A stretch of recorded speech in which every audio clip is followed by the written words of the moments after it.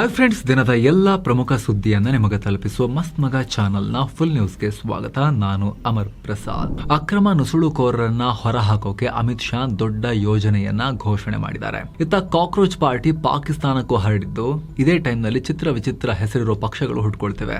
ಆದ್ರೆ ಸಿಜೆಪಿ ಇಂದ ರಾಷ್ಟ್ರೀಯ ಭದ್ರತೆಗೆ ಆತಂಕ ಇದೆ ಅಂತ ಇಂಟೆಲಿಜೆನ್ಸ್ ಆತಂಕಕಾರಿ ವರದಿ ಬೇರೆ ಕೊಟ್ಟಿದೆಯಂತೆ. ಮತ್ತೊಂದ್ ಕಡೆ 100 ಕಿಲೋಮೀಟರ್ ದೂರದಿಂದ ಶತ್ರುಗಳನ್ನ ಧ್ವಂಸ ಮಾಡೋ ಭಾರತದ ವಾಯು ಅಸ್ತ್ರ ಡ್ರೋನ್ ಟೆಸ್ಟ್ ಸಕ್ಸಸ್ಫುಲಿ ನಡೆದಿದೆ.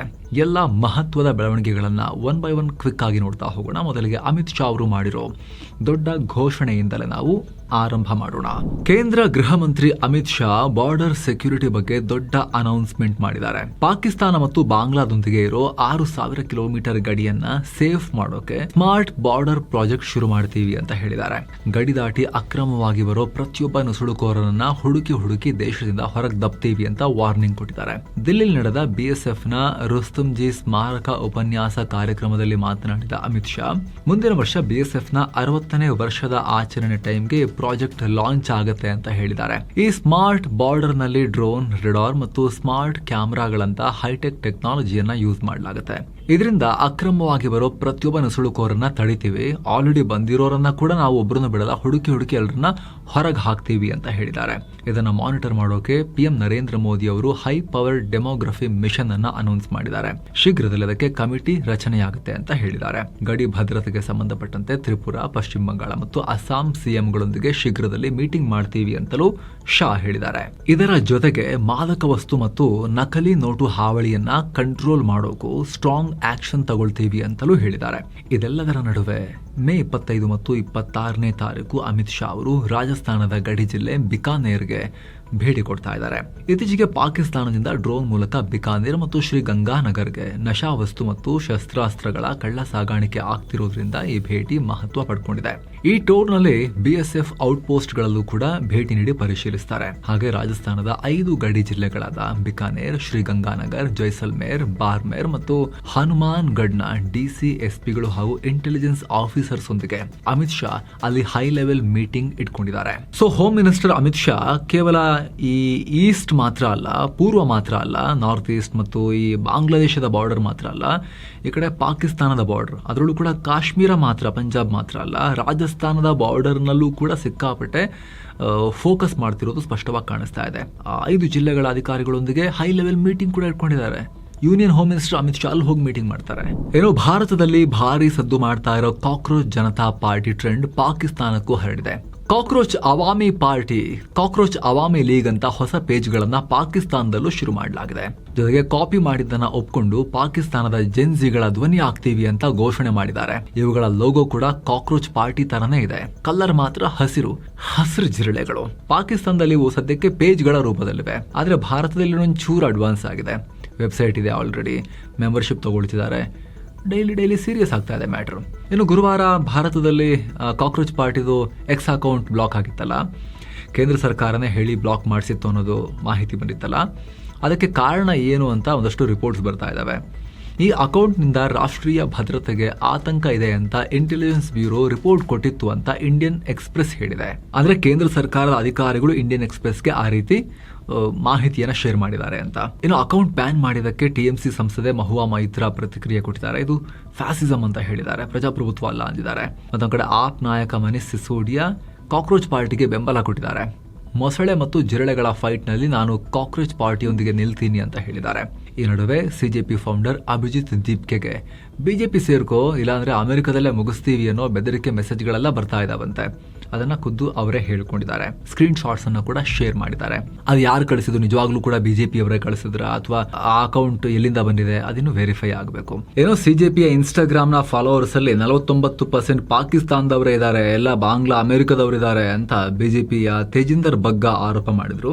ಇದಕ್ಕೆ ಕೌಂಟರ್ ಕೊಟ್ಟಿರೋ ಸಿಜೆಪಿ ಸಂಸ್ಥಾಪಕ ಅಭಿಜಿತ್ ದೀಪ್ಕೆ ಅಕೌಂಟ್ ಫಾಲೋವರ್ಸ್ ಅಲ್ಲಿ ಎಷ್ಟು ಜನ ಯಾವ ದೇಶದವರಿದ್ದಾರೆ ಅಂತ ಹೇಳಿ ಸ್ಕ್ರೀನ್ ಶಾಟ್ ಅನ್ನ ಶೇರ್ ಮಾಡಿದೀನಿ ನೋಡಿ ಅಂತ ಹಾಕೊಂಡಿದ್ದಾರೆ ಫೋಟೋವನ್ನ. ಅವ್ರು ಹಾಕಿರೋ ಆ ಸ್ಕ್ರೀನ್ ಶಾಟ್ ನಲ್ಲಿ 94% ಜನ ಭಾರತದವರೇ ಕಾಣಿಸ್ತಾ ಇದ್ದಾರೆ. ಇದು ಅಕೌಂಟ್ದು ಅಂತ ದೀಪ್ಕೆ ಹೇಳಿದ್ದಾರೆ. ಇನ್ನು ಕಾಕ್ರೋಚ್ ಜನತಾ ಪಾರ್ಟಿ ಬೆನ್ನಲ್ಲೇ ಸೋಷಿಯಲ್ ಮೀಡಿಯಾದಲ್ಲಿ ನಾನಾ ರೀತಿ ಕ್ರಿಮಿ ಕೀಟಗಳ ಹೆಸರಲ್ಲಿ ರಾಜಕೀಯ ಪಕ್ಷಗಳ ಹಾವಳಿ ಶುರುವಾಗಿದೆ. ಆನ್ಲೈನ್ ಚಳುವಳಿ, ಇಂಥ ವಿಚಿತ್ರಗಳಲ್ಲಿ ಇನ್ನೊಂದು ವಿಚಿತ್ರದ್ದು ಅಂತ ಹೇಳಿದ್ರೆ ಇಂಟ್ರೆಸ್ಟಿಂಗ್ ಅಂದ್ರೆ ಆಗಿ ಜನತಾ ಪಾರ್ಟಿ ಅಂತೆ. ಫೇಮಸ್ ಆಗಿ and the cockroaches cartoon characters ಅನ್ನ ಇಲ್ಲಿ ಬಳಸಲಾಗಿದೆ. ಕಾಕ್ರೋಚ್ ಜನತಾ ಪಾರ್ಟಿಗೆ ಕೌಂಟರ್ ಅಂತೆ ಇದು. ಈ ಪಾರ್ಟಿ ಆಮ್ ಆದ್ಮಿ ಪಾರ್ಟಿಯೊಂದಿಗೆ ಸಿಜೆಪಿ ಫೌಂಡರ್ ಅಭಿಜಿತ್ ದೀಪ್ಕೆರನ್ನ ಲಿಂಕ್ ಮಾಡಿ ಪ್ರಶ್ನಿಸ್ತಾ ಇದೆ. ಇದರ ಗುರಿ ಎಲ್ಲಾ ಕಾಕ್ರೋಚ್ ಗಳನ್ನ ಸಾಯಿಸೋದಂತೆ. ಇದರೊಂದಿಗೆ corporate Janata party, national parasitic front, Bewafa Janata party ಅಂದ್ರೆ ಬಿಜೆಪಿನೇ ಬಟ್ ಬೇವಫಾ ಜನತಾ ಪಾರ್ಟಿ ಈ ರೀತಿ ಮತ್ತೆ ಕಾಕ್ರೋಚ್ ಪ್ರತಿಯಾಗಿ ಲಕ್ಷ್ಮಣ್ ರೇಖಾ ಪಾರ್ಟಿ ಅಂತ ಈ ತರ ಫನ್ನಿ ಪಾರ್ಟಿ ಹೆಸರುಗಳ ಬಗ್ಗೆ ಚರ್ಚೆ ಶುರುವಾಗಿದೆ. ಇನ್ನು ಡ್ರೋನ್ ವಾರ್ಫೇರ್ ಜಗತ್ತಲ್ಲಿ ಸದ್ದು ಮಾಡ್ತಿರೋ ಟೈಮ್ ನಲ್ಲಿ ಡಿಫೆನ್ಸ್ ಸೆಕ್ಟರ್ ನಿಂದ ಬಿಗ್ ಅಪ್ಡೇಟ್ ಬಂದಿದೆ. ಖಾಸಗಿ ಡಿಫೆನ್ಸ್ ಕಂಪನಿ ನಿಬೆ ಲಿಮಿಟೆಡ್ ಡೆವಲಪ್ ಮಾಡಿರೋ ವಾಯು ಅಸ್ತ್ರ 1 ಲಾಯ್ಟರಿಂಗ್ ಮ್ಯುನಿಷನ್ ನ ಆರಂಭಿಕ ಟೆಸ್ಟ್ ಸಕ್ಸಸ್ಫುಲ್ ಆಗಿದೆ. ಜೈಸಲ್ಮೇರ್ ನ ಪೋಖ್ರಣ್ ಹಾಗೆ ಉತ್ತರಾಖಂಡ್ನ ಗುಡ್ಡಗಾಡು ಪ್ರದೇಶಗಳಲ್ಲಿ ಟ್ರಯಲ್ಸ್ ಆಗಿದೆ. ಈ ವಾಯು ಅಸ್ತ್ರ ಬರೋಬ್ಬರಿ 100 ಕಿಲೋಮೀಟರ್ ದೂರದಲ್ಲಿರೋ ಟಾರ್ಗೆಟ್ ಅನ್ನ ಹೊಡೆದು ಹಾಕುತ್ತೆ. ಇದರಲ್ಲಿ 10 ಕೆಜಿ ತೂಕದ ಆಂಟಿ ಟ್ಯಾಂಕ್ ಮತ್ತು ಆಂಟಿ ಪರ್ಸನಲ್ ಸಿಡಿಮದ್ದನ್ನ ಕ್ಯಾರಿ ಮಾಡೋ ಕೆಪಾಸಿಟಿ ಇದೆ. ಯುಕ್ರೇನ್ ಹಾಗೂ ಮಿಡಲ್ ಈಸ್ಟ್ ಕದನಗಳಲ್ಲಿ ಬಳಸ್ತಾ ಇರೋ ಡ್ರೋನ್ಗಳು ಫಿಕ್ಸ್ ಆದ ದಾರಿಯಲ್ಲಿ ಹೋಗಿ ಟಾರ್ಗೆಟ್ ಹೊಡಿತವೆ. ಆದ್ರೆ ಈ ವಾಯು ಅಸ್ತ್ರ ಆಪರೇಟರ್ ಜೊತೆ 2 ವೇ ಲಿಂಕ್ ನಲ್ಲಿ ಕನೆಕ್ಟ್ ಆಗಿರುತ್ತೆ. 14,000 ಅಡಿ ಎತ್ತರದಲ್ಲಿ ಬರೋಬ್ಬರಿ 90 ನಿಮಿಷಗಳ ಕಾಲ ಆಕಾಶದಲ್ಲೇ ಹಾರಾಡ್ತಾ ಏರಿಯಾ ಅಬ್ಸರ್ವ್ ಮಾಡಿ ಟಾರ್ಗೆಟ್ ಸಿಕ್ಕ ತಕ್ಷಣ ದಾಳಿ ಮಾಡುತ್ತೆ. 1 ಮೀಟರ್ಗಿಂತ ಕಡಿಮೆ ಅಂತರದಲ್ಲಿ ಅಕ್ಯುರೇಟ್ ಆಗಿ ಟಾರ್ಗೆಟ್ ಹೊಡೆಯುತ್ತೆ. ಅಂದ್ರೆ ಬಂದು ಹೊಡಿತು ಅಂದ್ರೆ ಟಾರ್ಗೆಟ್ ನ 1 ಮೀಟರ್ ಅಕ್ಕಪಕ್ಕದಲ್ಲೇ ಇರುತ್ತೆ, ಜಾಸ್ತಿ ದೂರ ಎಲ್ಲ ಹೋಗಿ ಬೀಳೋದಿಲ್ಲ. ಇದು ಹಗಲು ಹೊತ್ತು. ಇನ್ನು ರಾತ್ರಿ ಹೊತ್ತು ಕೂಡ ಬಹಳ ವ್ಯತ್ಯಾಸ ಇಲ್ಲ. ಇನ್ಫ್ರಾರೆಡ್ ಕ್ಯಾಮೆರಾ ಯೂಸ್ ಮಾಡುತ್ತೆ. 2 ಮೀಟರ್ ನಿಖರತೆಯಲ್ಲಿ ಟಾರ್ಗೆಟ್ ನ ಹೊಡೆದು ಹಾಕುತ್ತೆ. ಅದು ಟೆಸ್ಟ್ ನಲ್ಲೂ ಕೂಡ ಸಾಬೀತಾಗಿದೆ. ಈಗ ಅಷ್ಟು ಮಾತ್ರ ಅಲ್ಲ, ಅಟ್ಯಾಕ್ ಅನ್ನ ಲಾಸ್ಟ್ ಮೂಮೆಂಟ್ ಅಲ್ಲಿ ಕ್ಯಾನ್ಸಲ್ ಮಾಡಿ ವಾಪಸ್ ಬಾ ಅಂತಾನು ಹೇಳ್ಬೋದು, ಅಥವಾ ರೀ ಅಟ್ಯಾಕ್ ಮಾಡೋಕ್ಕೂ ಕೂಡ ಇದಕ್ಕೆ ಕಮಾಂಡ್ ಅನ್ನ ಕೊಡಬಹುದು. ಆ ಕೆಪಾಸಿಟಿ ಕೂಡ ಇದೆ. ಅಷ್ಟೇ ಅಲ್ಲ, ಗ್ರೌಂಡ್ ಸ್ಟೇಷನ್ ನಿಂದ 70 ಕಿಲೋಮೀಟರ್ ದೂರದಲ್ಲಿರೋ ಮತ್ತೊಂದು ಸ್ಟೇಷನ್ಗೆ ಇದರ ಕಂಟ್ರೋಲ್ ಟ್ರಾನ್ಸ್ಫರ್ ಮಾಡೋ ಡೆಮೋ ಕೂಡ ಸಕ್ಸಸ್ಫುಲಿ ನಡೆದಿದೆ. ಬೇಹುಗಾರಿಕೆಗೂ ಯೂಸ್ ಮಾಡಬಹುದು. ಹಾಗೆ ಕೆಲಸ ಮುಗಿದ ಮೇಲೆ ಅದರಲ್ಲಿರೋ ಇನ್ಬಿಲ್ಟ್ ಪ್ಯಾರಾಶೂಟ್ ಬಳಸಿ ಸೇಫ್ ಆಗಿ ವಾಪಸ್ ತರಿಸಿ ಮತ್ತೆ ಯೂಸ್ ಕೂಡ ಮಾಡಬಹುದು. ಆಪರೇಷನ್ ಸಿಂಧೂರ್ ಟೈಮ್ ನಲ್ಲಿ ಏರ್ ಫೋರ್ಸ್ ಹಾಗೂ ಆರ್ಮಿ ಈ ತರಹದ ಸಿಸ್ಟಮ್ಸ್ ಅನ್ನ ಯಶಸ್ವಿಯಾಗಿ ಯೂಸ್ ಮಾಡಿದ್ವು. ಈಗ ಅದನ್ನ ಮಾಸ್ ಸ್ಕೇಲ್ ನಲ್ಲಿ ಭಾರತ ಬೇರೆ ಬೇರೆ ಕಂಪನಿಗಳ ಸಹಯೋಗದೊಂದಿಗೆ ಡೆವಲಪ್ ಮಾಡ್ತಾ ಇದೆ. ಇನ್ನು ಸ್ನೇಹಿತರೆ, Amritsar, Vaishno Devi, golden temple, Attari border ಸೇರಿ ಈ ಎಲ್ಲಾ ಜಾಗಗಳಿಗೆ ಮತ್ತು ಕ್ಷೇತ್ರಗಳಿಗೆ ಯಾತ್ರೆ ಹೋಗೋ ಆಸಕ್ತಿ ನಿಮ್ಗಿದ್ರೆ 7 ಸೈನ್ಸ್ ಟೂರಿಸಂ ನ ಈ ಬೆಸ್ಟ್ ಆಲ್ ಇನ್ಕ್ಲೂಸಿವ್ ಪ್ಯಾಕೇಜ್ ನಿಮಗಾಗಿ ಆಸಕ್ತರು ಕಾಲ್ ಮಾಡಿ ಬುಕ್ ಮಾಡ್ಕೊಂಡು ಹೋಗಿ ಬರ್ಬೋದು.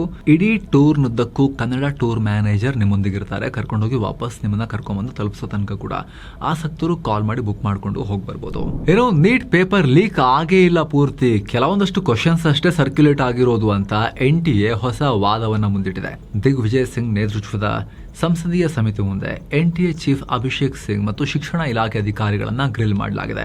ಈ ವೇಳೆ ನಮ್ಮ ಸಿಸ್ಟಮ್ ನಿಂದ ಪೇಪರ್ ಲೀಕ್ ಆಗಿಲ್ಲ, ಕೆಲವೊಂದಷ್ಟು ಕ್ವಶನ್ಸ್ ಅಷ್ಟೇ ಸರ್ಕ್ಯುಲೇಟ್ ಆಗಿರೋದು ಅಂತ ಹೇಳಿದ್ದಾರೆ. CBI ತನಿಖೆ ಮುಗಿಯುವವರೆಗೂ ಇದನ್ನ ಲೀಕ್ ಅನ್ನೋಕೆ ಆಗಲ್ಲ ಅಂತ NTA ಪಟ್ಟು ಹಿಡಿದಿದೆ. ಇಂಟ್ರೆಸ್ಟಿಂಗ್ ಅಂದ್ರೆ ಕೆಲ ಬಿಜೆಪಿ ಎಂಪಿಗಳು ಕೂಡ NTA ಅನ್ನ ಡಿಫೆಂಡ್ ಮಾಡ್ಕೊಂಡಿದ್ದಾರೆ. ಮುಂದೆ ಈ ತರಹದ ಅಕ್ರಮ ತಡೆಯೋಕೆ ರಾಧಾಕೃಷ್ಣನ್ ಕಮಿಟಿ ರಿಪೋರ್ಟ್ ನ 75% ರೂಲ್ಸ್ ಜಾರಿ ಮಾಡಿ ಆಗಿದೆ. ಜೊತೆಗೆ ಪೇಪರ್ ಸೆಟ್ ಮಾಡೋ ಜಾಗಕ್ಕೆ ಕಟ್ಟುನಿಟ್ಟಿನ ಎಂಟ್ರಿ ತರೋದ್ರ ಜೊತೆಗೆ ಮೆಡಿಕಲ್ ಮತ್ತು ಎಂಜಿನಿಯರಿಂಗ್ ಗೆ ಒಂದೇ ಕಂಬೈನ್ಡ್ ಎಕ್ಸಾಮ್ ಮಾಡೋ ಪ್ಲಾನ್ ಕೂಡ ಇದೆ ಅಂತ ಹೇಳಿ ಅಧಿಕಾರಿಗಳು ಸಮಿತಿ ಮುಂದೆ ಹೇಳಿಕೆ ಕೊಟ್ಟಿದ್ದಾರೆ. ಅಂದಹಾಗೆ ಕೇಸ್ನಲ್ಲಿ CBI ಇಲ್ಲಿವರೆಗೂ 10 ಜನರನ್ನ ಅರೆಸ್ಟ್ ಮಾಡಿದೆ. ಈ ಗಲಾಟೆಗಳ ನಡುವೆ ರಾಜ್ಯ ಸರ್ಕಾರ ಎಂಜಿನಿಯರಿಂಗ್ ಅಡ್ಮಿಷನ್ಗೆ ಅನುಕೂಲ ಆಗೋ ರೀತಿಯಲ್ಲಿ ಒಂದು ನಿರ್ಧಾರವನ್ನು ತಗೊಂಡಿದ್ದಾರೆ. ಜೂನ್ 21ಕ್ಕೆ ನಡೆಯಲಿರೋ ರಿಸಲ್ಟ್ಗಾಗಿ ಕಾಯ್ದೆ ಎಂಜಿನಿಯರಿಂಗ್ ಮತ್ತು ಇತರ ವೃತ್ತಿಪರ ಕೋರ್ಸ್ಗಳ CET ಕೌನ್ಸಿಲಿಂಗ್ ಶುರು ಮಾಡೋಕೆ ನಿರ್ಧಾರ ಮಾಡಿದ್ದಾರೆ. ವೈದ್ಯಕೀಯ ಶಿಕ್ಷಣ, ಉನ್ನತ ಶಿಕ್ಷಣ ಇಲಾಖೆ, KEA ಮತ್ತು ಪ್ರೈವೇಟ್ ಕಾಲೇಜುಗಳೊಂದಿಗಿನ ಮೀಟಿಂಗ್ನಲ್ಲಿ ಈ ತೀರ್ಮಾನ ಆಗಿದೆ. 2023ರಿಂದ ಮೆಡಿಕಲ್ ಮತ್ತು ಎಂಜಿನಿಯರಿಂಗ್ ಕೌನ್ಸಿಲಿಂಗ್ ಒಟ್ಟಿಗೆ ನಡೀತಾ ಇತ್ತು. ಆದರೆ ಈ ಬಾರಿ ನೀಟ್ಗೆ ಕಾದ್ರೆ ಎಂಜಿನಿಯರಿಂಗ್ ಅಡ್ಮಿಷನ್ ತುಂಬಾ ಲೇಟ್ ಆಗುತ್ತೆ ಅನ್ನೋ ಕಾರಣಕ್ಕೋಸ್ಕರ ಈ ಸ್ಟೆಪ್ ತಗೊಂಡಿದ್ದಾರೆ. ಇನ್ನು ಕರ್ನಾಟಕದಲ್ಲಿ ಗ್ಯಾರಂಟಿ ದುಡ್ಡು, ಗೃಹಲಕ್ಷ್ಮಿ ಯೋಜನೆಯ ದುಡ್ಡು ಬರ್ತಾ ಇಲ್ಲ ಅಂತ ಮಹಿಳೆಯರು ಹೈಕೋರ್ಟ್ ಮೆಟ್ಟಿಲೇರಿದ್ದಾರೆ. ಫೆಬ್ರವರಿ ಮತ್ತು ಮಾರ್ಚ್ ತಿಂಗಳ ದುಡ್ಡು ನಮಗೆ 2,000 ರೂಪಾಯಿ ಬಂದಿಲ್ಲ, ರಿಲೀಸ್ ಮಾಡಿಸಿ ಅಂತ ಹೇಳಿ ಹೈಕೋರ್ಟ್ ಈಗ ಸರ್ಕಾರಕ್ಕೆ ನೋಟಿಸ್ ಕೊಟ್ಟಿದೆ. ಇಲಾಖೆಗೆ ಮಹಿಳಾ ಮತ್ತು ಮಕ್ಕಳ ಕಲ್ಯಾಣ ಇಲಾಖೆ ಪ್ರಧಾನ ಕಾರ್ಯದರ್ಶಿಗಳಿಗೆ ನೋಟಿಸ್ ಕೊಟ್ಟಿದೆ. ಇನ್ನು ಕರ್ನಾಟಕದಲ್ಲಿ ಮತ್ತೆ CM ಬದಲಾವಣೆ ವಿಚಾರ ಜೋರಾಗಿ ಚರ್ಚೆ ಆಗ್ತಾ ಇದೆ. ರಾಜ್ಯ ಕಾಂಗ್ರೆಸ್ ಉಸ್ತುವಾರಿ ರಣದೀಪ್ ಸಿಂಗ್ ಸುರ್ಜೇವಾಲಾ CM DCM ಜೊತೆಗೆ ಪ್ರತ್ಯೇಕ ರಹಸ್ಯ ಸಭೆ ನಡೆಸಿದ್ದಾರೆ. ಈ ವೇಳೆ ಸರ್ಕಾರ 3 ವರ್ಷ ಪೂರೈಸಿರುವ ಹಿನ್ನೆಲೆಯಲ್ಲಿ ಇಬ್ಬರಿಂದಲೂ ಅಧಿಕಾರ ಹಂಚಿಕೆ ಒಪ್ಪಂದದ ಬಗ್ಗೆ ಅಭಿಪ್ರಾಯ ಸಂಗ್ರಹ ಮಾಡ್ತಿದ್ದಾರೆ ಅಂತ ಹೇಳಲಾಗ್ತಿದೆ. ಈ ಬಿಕ್ಕಟ್ಟು ಶಮನಕ್ಕೆ ಖುದ್ದು ರಾಹುಲ್ ಗಾಂಧಿಯೂ ಮಧ್ಯಪ್ರವೇಶ ಮಾಡೋ ಸಾಧ್ಯತೆ ಇದೆ. ಮೇ 24ರಿಂದ ರಾಹುಲ್ ಗಾಂಧಿ ಬ್ರೆಜಿಲ್ ಪ್ರವಾಸ ಇಟ್ಕೊಂಡಿದ್ದಾರೆ. ನೋಡ್ಬೇಕು ಅಷ್ಟು ಒಳಗಡೆ ಆಗುತ್ತಾ ಅಂತ ಹೇಳಿ. ಏನು ರಾಜ್ಯ ಸರ್ಕಾರ 52 ಕ್ರಿಮಿನಲ್ ಪ್ರಕರಣಗಳನ್ನ ವಾಪಸ್ ಪಡೆಯೋಕೆ ತೀರ್ಮಾನ ಮಾಡಿದೆ. ಇದರಲ್ಲಿ ಸಾಕಷ್ಟು ವಿಚಾರ ಇದೆ, ರೈತರು, ಕನ್ನಡ ಪರ ಸಂಘಟನೆಗಳು ಅವೆಲ್ಲ ಅಂತ ಹೇಳಿದ್ದಾರೆ. ಆದರೆ ವಿವಾದ ಆಗ್ತಿರೋದು ಯಾವುದು ಅಂತ ಹೇಳಿದ್ರೆ ಕಲಬುರಗಿಯ ಆಳಂದ ದರ್ಗಾ ಗಲಾಟೆ ಪ್ರಕರಣದ್ದು.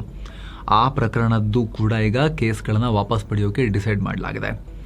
ಸ್ಪೀಕರ್ UT ಖಾದರ್ ಅವರ ಮನವಿ ಮೇರೆಗೆ 2022 ದರ್ಗಾ ಗಲಾಟೆಯ ಕೇಸನ್ನು ಕೂಡ ವಾಪಸ್ ಪಡೆಯಲಾಗಿದೆ. ದರ್ಗಾದಲ್ಲಿ ಶಿವಲಿಂಗವನ್ನ ವಿರೂಪ ಮಾಡಿ ರಾಜಕಾರಣಿ ಅಧಿಕಾರಿಗಳ ಮೇಲೆ ಕಲ್ಲು ತೂರಿದ್ದ 13 ಕೇಸ್ ರದ್ದು ಮಾಡಿದ್ದಾರೆ. ಅಲ್ಪಸಂಖ್ಯಾತರ ಓಲೈಕೆಗಾಗಿ ಈ ರೀತಿ ಮಾಡಿದ್ದಾರೆ ಅಂತ ಹೇಳಿ ವಿಪಕ್ಷಗಳಿಂದ ಆಕ್ರೋಶ ವ್ಯಕ್ತವಾಗಿದೆ. ಅಷ್ಟು ಮಾತ್ರವಲ್ಲ, ಇದೇ ಮೀಟಿಂಗ್ ನಲ್ಲಿ ಜುಲೈ ಮಳೆಗಾಲದ ಅಧಿವೇಶನವನ್ನ ಬೆಳಗಾವಿಗೆ ಶಿಫ್ಟ್ ಮಾಡೋಕು ತೀರ್ಮಾನ ಮಾಡಲಾಗಿದೆ. ಏನೋ ಬೆಳಗಾವಿ ಜಿಲ್ಲೆ ಹುಕ್ಕೇರಿ ತಾಲೂಕಿನ ಸಮಗ್ರ ನೀರಾವರಿಗೆ ಆಗ್ರಹಿಸಿ ನಡೀತಾ ಇರೋ ಅನಿರ್ದಿಷ್ಟಾವಧಿ ಹೋರಾಟ 3ನೇ ದಿನಕ್ಕೆ ಕಾಲಿಟ್ಟಿದೆ. ಶುಕ್ರವಾರ ಕರ್ನಾಟಕ ರಾಜ್ಯ ರೈತ ಸಂಘ ಹಾಗೂ ಹಸಿರು ಸೇನೆ ಕರೆ ಕೊಟ್ಟಿದ್ದ ಹುಕ್ಕೇರಿ ಬಂದ್ ಕೂಡ ಯಶಸ್ವಿಯಾಗಿದೆ. ಮತ್ತೊಂದು ಕಡೆ ಬಿತ್ತನೆ ಬೀಜಕ್ಕಾಗಿ ಹಾವೇರಿ ಕೃಷಿ ಕೇಂದ್ರದಲ್ಲಿ ರೈತರ ನಡುವೆ ನೂಕುನುಗ್ಗಲು ಉಂಟಾಗಿದೆ. ಕಳೆದೊಂದು ವಾರದಿಂದ ಸೋಯಾಬೀನ್, ಶೇಂಗಾ, ಕಡಲೆ ಬಿತ್ತನೆ ಬೀಜ ಸಿಗ್ತಾ ಇಲ್ಲ ಅಂತ ರೈತರು ಆಕ್ರೋಶ ಹೊರಹಾಕಿದ್ದಾರೆ. ಏನೋ ಪಶ್ಚಿಮ ಬಂಗಾಳದ ಬೀರ್ಭೂಮ್ನಲ್ಲಿ ಬರೋಬ್ಬರಿ 31 ಸಜೀವ ಸ್ಫೋಟಕಗಳು ಪತ್ತೆಯಾಗಿವೆ. ಯಾವುದೇ ಕ್ಷಣದಲ್ಲಿ ಸ್ಫೋಟಗೊಳ್ಳೋಕೆ ರೆಡಿ ಇದ್ದ ಸ್ಫೋಟಕಗಳು. ಬಿದಿರಿನ ಪೊದೆಗಳ ನಡುವೆ ರಾಶಿ ರಾಶಿ ಸ್ಫೋಟಕಗಳನ್ನ ಕಂಡು ಜನರೇ ಬೆಚ್ಚಿ ಬಿದ್ದಿದ್ದಾರೆ. ಕೂಡಲೇ ಪೊಲೀಸರು ಬಂದು ಪ್ರದೇಶವನ್ನ ಸೀಲ್ ಮಾಡಿ ಅವುಗಳನ್ನ ಈಗ ವಶಕ್ಕೆ ತಗೊಂಡು ಸ್ಫೋಟಕ ನಿಷ್ಕ್ರಿಯ ದಳವನ್ನ ಕರೆಸಿ ಕಾರ್ಯಾಚರಣೆ ಮಾಡಿದ್ದಾರೆ. ಇತ್ತೀಚೆಗಷ್ಟೇ ನಾರ್ತ್ ಪರಗಣ ಜಿಲ್ಲೆಯಲ್ಲಿ ಬಿಜೆಪಿ ಕಾರ್ಯಕರ್ತರ ಮೇಲೆ ಕಚ್ಚಾ ಸ್ಫೋಟಕ ಹಾಕಿ ದಾಳಿ ಮಾಡಲಾಗಿತ್ತು. 5 ಗಾಯಗೊಂಡಿದ್ರು. ಅದರ ಬೆನ್ನಲ್ಲೇ ಈ ಘಟನೆ ಬೆಳಕಿಗೆ ಬಂದಿದೆ. ಏನೋ ಮಧ್ಯಪ್ರದೇಶದ ಭೋಜ್ ಶಾಲಾ ವಿವಾದ ಈಗ ಸುಪ್ರೀಂ ಕೋರ್ಟ್ ಮೆಟ್ಟಿಲೇರಿದೆ. ಮಧ್ಯಪ್ರದೇಶ ಹೈಕೋರ್ಟ್ ನೀಡಿದ್ದ ತೀರ್ಪನ್ನ ಪ್ರಶ್ನಿಸಿ ಈಗ ಮುಸ್ಲಿಂ ಸಮುದಾಯ ಸುಪ್ರೀಂ ಕೋರ್ಟ್ಗೆ ಮೇಲ್ಮನವಿ ಸಲ್ಲಿಸಿದೆ. ಮಸೀದಿ ಕೇರ್ಟೇಕರ್ ಕಾಜಿ ಮೊಯಿನುದ್ದೀನ್ ಈ ಅರ್ಜಿಯನ್ನ ಸಲ್ಲಿಸಿದ್ದಾರೆ. ಅಂದಹಾಗೆ ಈ ಭೋಜ್ ಶಾಲಾ ಕಮಲ್ ಮೌಲಾ ಕಾಂಪ್ಲೆಕ್ಸ್ ಹಿಂದೂ ದೇವಸ್ಥಾನ ಇದು ದೇವಿ ಸರಸ್ವತಿಗೆ ಸೇರಿದ್ದು ಅಂತ ಮೇ 15ನೇ ತಾರೀಕು ಮಧ್ಯಪ್ರದೇಶ ಹೈಕೋರ್ಟ್ ತೀರ್ಪನ್ನು ಕೊಟ್ಟಿತ್ತು.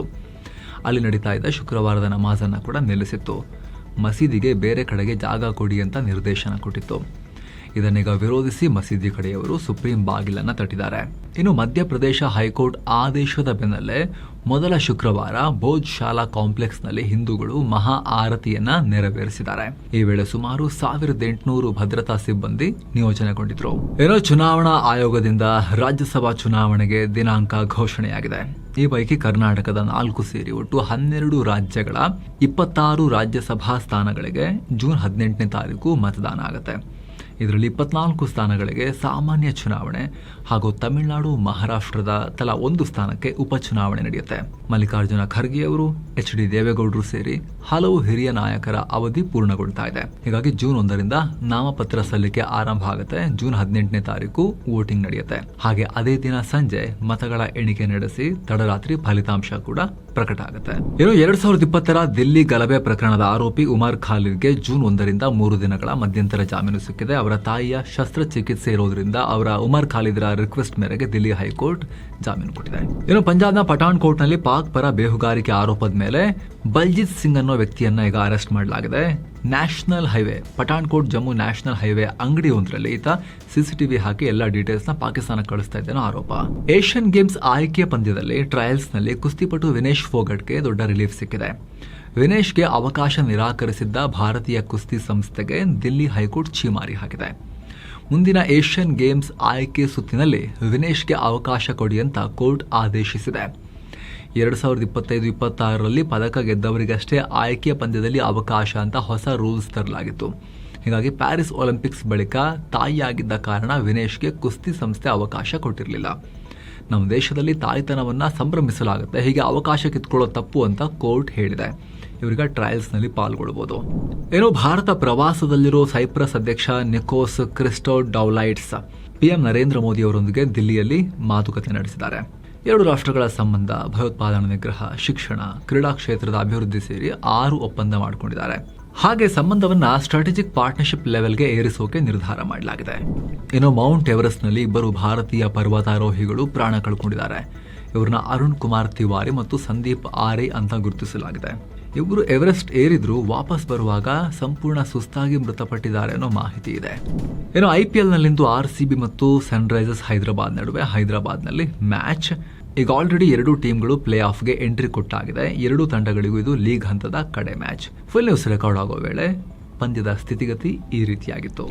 ಏನು ಷೇರುಪೇಟೆ ಮತ್ತು ಬಿಸ್ನೆಸ್ ಬಗ್ಗೆ ನೋಡೋದಾದ್ರೆ ಭಾರತದ ಷೇರುಪೇಟೆ ಗ್ರೀನ್ ನಲ್ಲಿ ಎಂಡ್ ಆಗಿದೆ.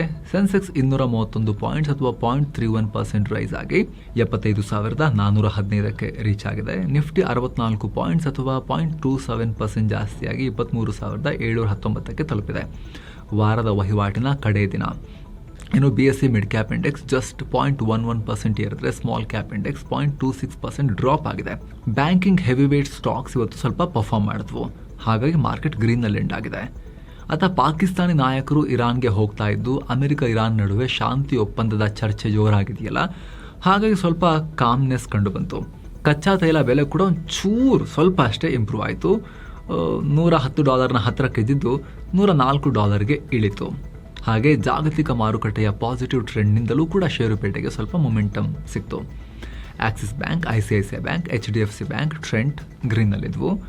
ಆದರೆ Sun Pharma, ITC, power grid, Bharat electronics ಸೇರಿ ಸುಮಾರು ಕಂಪ್ನಿಗಳು ಲಾಸ್ನಲ್ಲಿದ್ವು. ಎಷ್ಟು ಮುಂದೆ ಇದ್ವು, ಎಷ್ಟು ಹಿಂದೆ ಇದ್ವು? BSEನಲ್ಲಿ 2,168 ಸ್ಟಾಕ್ಸ್ ಗ್ರೀನ್ನಲ್ಲಿದ್ದರೆ 2,027 ಸ್ಟಾಕ್ಸ್ ರೆಡ್ನಲ್ಲಿದ್ವು. NSEನಲ್ಲಿ 1,744 ಸ್ಟಾಕ್ಸ್ ಗ್ರೀನ್ನಲ್ಲಿದ್ದರೆ 1,522 ಸ್ಟಾಕ್ಸ್ ರೆಡ್ನಲ್ಲಿದ್ವು. ಇದು ಡಾಲರ್ ಮುಂದೆ ರೂಪಾಯಿ ಮೌಲ್ಯ 63 ಪೈಸೆ ಜಾಸ್ತಿಯಾಗಿ $95.73ಗೆ ಸೆಟಲ್ ಆಯಿತು. ಇನ್ನು ರೂಪಾಯಿ ಮೌಲ್ಯ ಕುಸಿತಾ ಇರೋದನ್ನ ತಡೆಯೋಕೆ RBI ಮಧ್ಯ ಪ್ರವೇಶ ಮಾಡಬಹುದೇನೋ ಅನ್ನೋ ನಿರೀಕ್ಷೆಯಿಂದ ರೂಪಾಯಿ ಸ್ವಲ್ಪ ಮೇಲಕ್ಕೆದ್ದಿದೆ. ಏನೋ ಚಿನ್ನ ಮತ್ತು ಬೆಳ್ಳಿ ಬೆಲೆ ವಿಚಾರಕ್ಕೆ ಬಂದರೆ 24 ಕ್ಯಾರೆಟ್ನ 10 ಗ್ರಾಂ ಚಿನ್ನದ ಬೆಲೆಯಲ್ಲಿ $421 ಕಮ್ಮಿಯಾಗಿ 1,58,117 ರೂಪಾಯಿ ಆಗಿದೆ. 22 ಕ್ಯಾರೆಟ್ನ 10 ಗ್ರಾಂ ಚಿನ್ನದ ಬೆಲೆಯಲ್ಲಿ $20 ಕಮ್ಮಿಯಾಗಿ 1,45,220 ರೂಪಾಯಿ ಆಗಿದೆ. 1 ಕೆಜಿ ಬೆಳ್ಳಿ ಬೆಲೆಯಲ್ಲಿ 2,623 ರೂಪಾಯಿ ಕಮ್ಮಿಯಾಗಿ 2,64,679 ರೂಪಾಯಿ ಆಗಿದೆ. ಸೊ ಫ್ರೆಂಡ್ಸ್, ಇದಾಗಿತ್ತು ಇವತ್ತಿನ ಫುಲ್ ನ್ಯೂಸ್. ನಾವು ಕುಯ್ದಿಲ್ಲ, ಎಳೆದಿಲ್ಲ, ಕಿರ್ಚಾಡಿಲ್ಲ, ಬರೀ ಸುದ್ದಿಯ ರೀತಿಯಲ್ಲಿ ನಿಮಗೆ ತಲುಪಿಸುವ ಕೆಲಸವನ್ನ ಮಾಡಿದ್ದೀವಿ. ನಿಮಗಿದು ಇಷ್ಟ ಆಗ್ತಾ ಇದ್ರೆ ಸ್ನೇಹಿತರೆ, ಆಸಕ್ತ ವೀಕ್ಷಕರು, ವಿಡಿಯೋ ಕೆಳಗಡೆ ಇರೋ ಜಾಯಿನ್ ಬಟನ್ ಮೂಲಕ ಮಸ್ತ್ ಮಗ ಚಾನಲ್ಗೆ ಮೆಂಬರ್ ಆಗೋದನ್ನ ಕೂಡ ಚೆಕ್ ಮಾಡ್ಬೋದು, ಕನ್ಸಿಡರ್ ಮಾಡ್ಬೋದು. ಆಗ ಮೆಂಬರ್ಗಳಿಗೆ ಮಾತ್ರ ಮೀಸಲಾಗಿರೋ ವಿಡಿಯೋಸ್ ಅದು ಸಿಗುತ್ತೆ. ಹಾಗೂ ಹಲವಾರು ವಿಡಿಯೋಗಳ, ಎಸ್ಪೆಷಲಿ ಮಾರ್ನಿಂಗ್ ವಿಡಿಯೋಸ್, ಈವ್ನಿಂಗ್ಗೆ ನೈಟೇ ಅರ್ಲಿ ಆಕ್ಸೆಸ್ ಕೂಡ ಸಿಗುತ್ತೆ. ಎಲ್ಲಕ್ಕಿಂತ ಹೆಚ್ಚಾಗಿ ಸ್ನೇಹಿತರೆ, ನಿಮ್ಮ ಒಂದೊಂದು ಮೆಂಬರ್ಶಿಪ್ ಕೂಡ ನಮ್ಮ ತಂಡಕ್ಕೆ ನೀವು ಕೂಡ ಅತಿ ದೊಡ್ಡ ಬೆಂಬಲ ಮತ್ತು ಶಕ್ತಿ. ನಾವು ಇನ್ನಷ್ಟು ಉತ್ತಮ ರೀತಿಯಲ್ಲಿ ಕೆಲಸ ಮಾಡ್ಕೊಂಡು ಹೋಗಲಿಕ್ಕೆ ಇದರಿಂದ ಸಪೋರ್ಟ್ ಸಿಗುತ್ತೆ. ಆಸಕ್ತರು ಜಾಯಿನ್ ಬಟನ್ ಚೆಕ್ ಮಾಡಿ ಮತ್ತೆ ಭೇಟಿ ಆಗ್ತಿರೋಣ ಸ್ನೇಹಿತರೆ. ನಮಸ್ಕಾರ.